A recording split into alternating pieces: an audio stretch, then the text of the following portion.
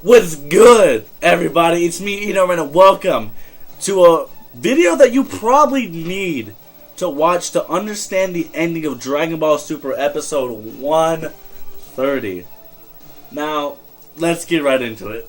Alright, to give you a brief overview of what happened, in case you're not familiar with or you don't know, in episode 130 of Dragon Ball Super, Goku defeats Jiren. He hands him a big fat L.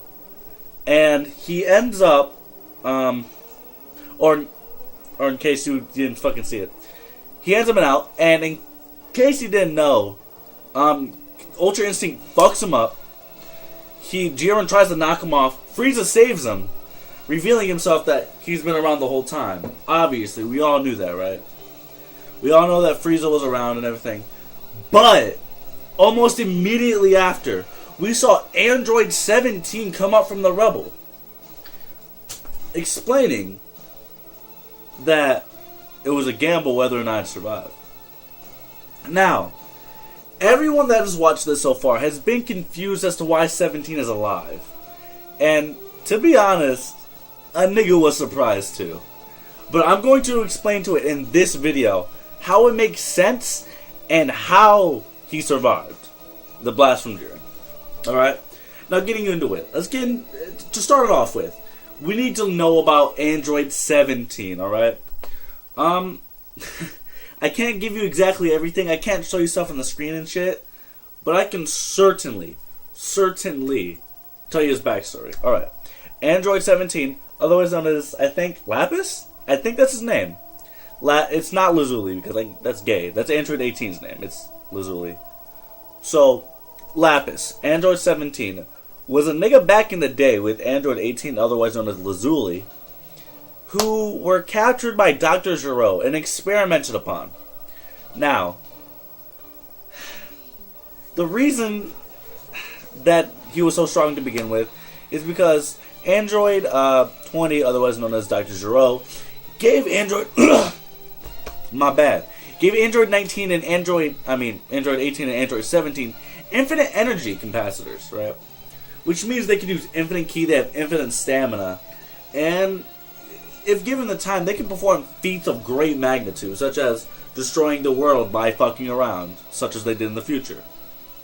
Now, the reason Android 17 and Android 18 were locked up is because they had too much power, and they realized, we can fucking kill Gero. So they're locked up. Bad kid, bad attitude, fucking shit. But it's also good to state he has infinite power, infinite energy. Technically. As a failsafe, Dr. Gero planted a bomb inside of Android 17 and 18. I'm gonna start focusing on Android 17 because, they're more in pairs, Android 17 and 18, but it's fine. It's fine.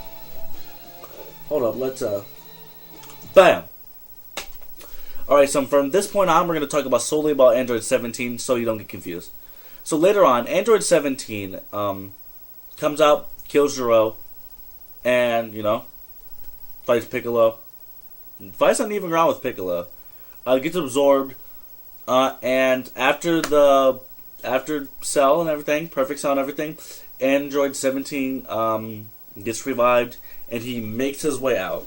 He leaves, he goes off to his own devices.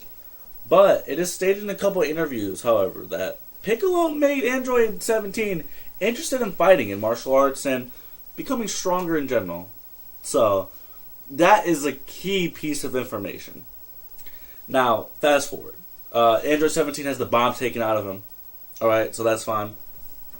The bombs are erased. I think the bombs are erased. I can't be too sure, but I think so. Fast forward in time. Android 17's been training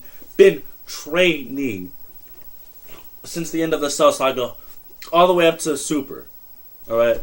And because of this, and because of my power theory, which is going to be coming out soon, Android 17 has gained enormous power.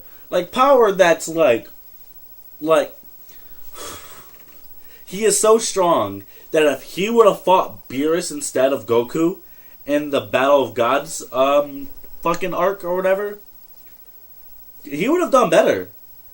Android 17, like, when we found him, could dick down Goku. It didn't even matter. It did not even matter.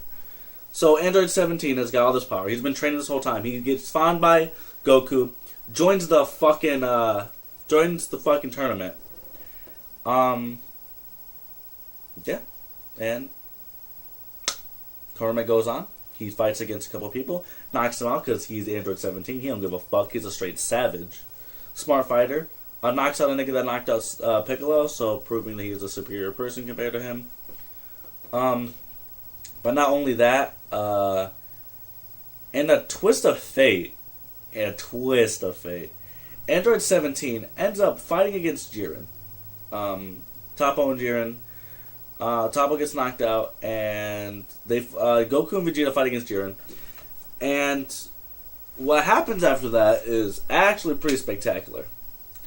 Jiren launches a big ass blast at Goku and Vegeta, and Android 17 like, hey, hold up, let me get you real quick. He stops the blast with a barrier. He stops it with multiple barriers. It's breaking through. He's like, fuck, this nigga Jiren's too strong. It breaks through the barriers. But then Goku, 17 looks behind, is like, hey niggas, I gave up on the cruise, you better win. Hooks them up with hooks Goku and Vegeta up with barriers, and proceeds to self-destruct into the blast, canceling it out. And after that, it is revealed that Android 17 has died. No one knows where he's at. His energy's gone. No one knows where he's at. He pops up this episode. People are like, oh, what? Huh. But I wonder why no one can sense his energy. That's right. By the way, did you know no one can sense Android 17 or 18's energy? Because they're androids. They're not biological beings with ki and everything. They run off of fucking machines in their bodies. So, it couldn't sense their ki. No one can sense it. It's not something you can just sense. It's a fucking machine. It's a contraption. So,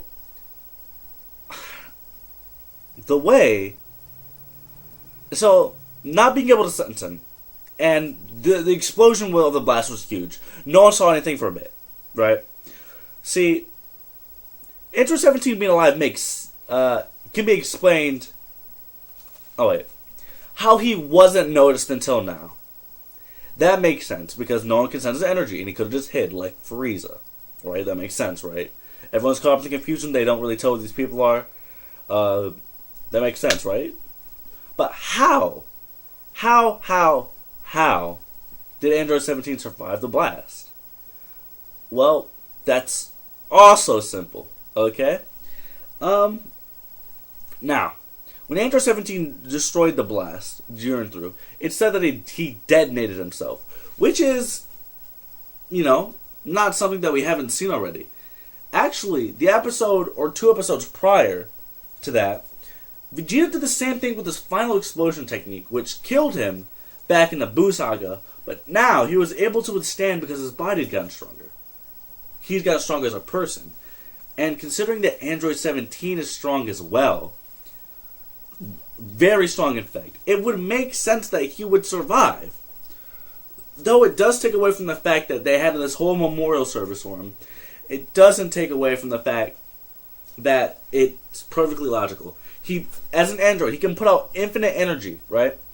And so that it would make sense that he'd be able to put out enough to disperse the blast and be able to conceal himself. That's really it. I mean, Android 17 is only able... I mean, it makes sense, right? He has infinite energy. He can output enough to cancel a blast, which makes sense, right? It was a lot of energy being pushed. I wouldn't be surprised. And no one can sense him. No one can sense him for another one. So being able to be hidden, and what he does, makes sense. It's not new. We actually saw Vegeta do a final explosion that didn't kill him.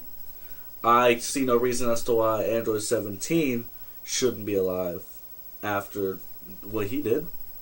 I mean, granted, people will bring up the point that, oh, it's Jiren's blast. But the blast didn't kill Frieza, and it consumed him. So being able to... It wouldn't make sense. It wouldn't make sense. Because... It would have just killed him. It would have just killed him. That doesn't make sense. Now, the Grand Priest did say that he self-destructed. Then again, no one thought Vegeta was going to be alive when he did it too. Alright? And no one can sense his energy, Android 17's energy. So, how would the Grand Priest know?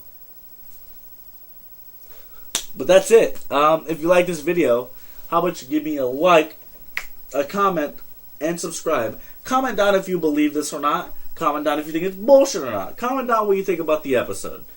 Give me a subscribe for more videos. I actually have a lot of ammo to make for the next week because of this new episode. Look for the next videos following soon. The Philosophy of Jiren. What is Ultra Instinct? And then one of my favorite ones I've been waiting to do. How power works in Dragon Ball. Alright? This is a big one. Y'all niggas don't understand. And it's a theory of my own. Anyways, if you like this video, give me a like, comment, subscribe, hit that bell notification for more, and I'll be seeing you guys later. Peace. Boo!